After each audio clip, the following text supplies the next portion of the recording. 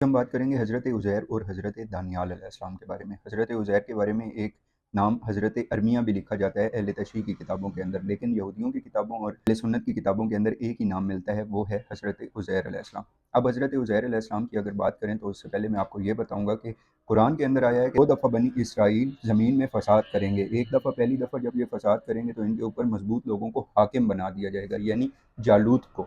اگر جالوت کا واقعہ دیکھنا ہے تو آپ حضرت طالوت علیہ السلام والی جا کے ویڈیو میری پرانی دیکھ لیں، جو اسپرچول ہیلتھ والے پلے لسٹ میں موجود ہے۔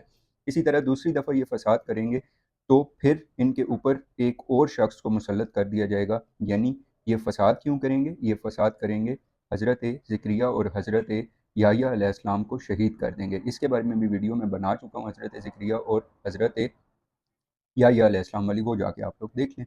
اب یہاں پہ یہ ذکر آتا ہے کہ جب یہ دوسری دفعہ فساد کریں گے تو اس وقت ان کے اوپر ایک بادشاہ مسلط ہوگا جس کا نام ہے بخت نصر۔ اب یہ بخت نصر جو ہے وہ آیا تھا، لیکن اس سے پہلے حضرت ارمیہ یعنی حضرت عزیر کو یہ پتہ چل گیا کہ بخت نصر آنے والا ہے، تو اللہ تعالیٰ سے انہوں نے ریکویسٹ کی کہ میں جا کے کیا اس سے پناہ مانگ لوں پہلے ہی، تو اللہ تعالیٰ نے اجازت دی۔ حضرت عزیر چلے گئے اور حضرت عزیر نے جا کے اس سے بات کی۔ وہ اس وقت بچہ تھا، حضرت عزیر علیہ السلام نے سارا بتایا اور دستخط کروا لیے کہ تم مجھے کچھ نہیں کہو گے۔ اب یہ بیسیکلی بکریاں چراتا تھا بخت نصر، اور بخت نصر ایک زنا زادہ تھا۔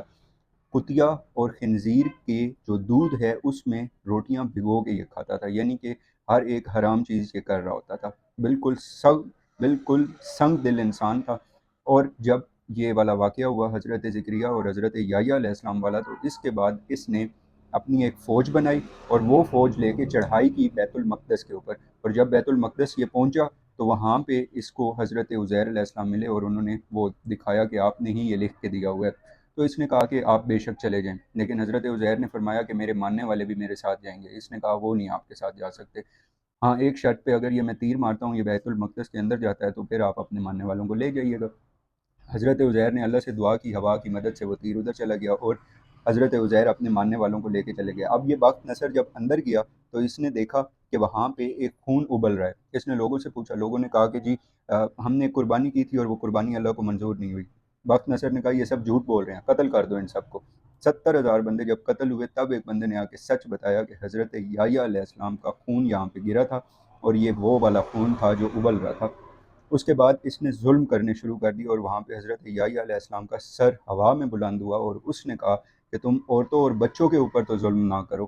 تب اس نے پھر ان سب کو قیدی بنایا اور لے کے چلا گیا، بیت المقدس کو اس نے تباہ کر دیا۔ جو حضرت سلیمان علیہ السلام کا تخت ہو گیا یا ان کے جو جواہرات وغیرہ تھے وہ سب ضائع کر دیے، اینٹیں اس نے اٹھا کے ضائع کر دی۔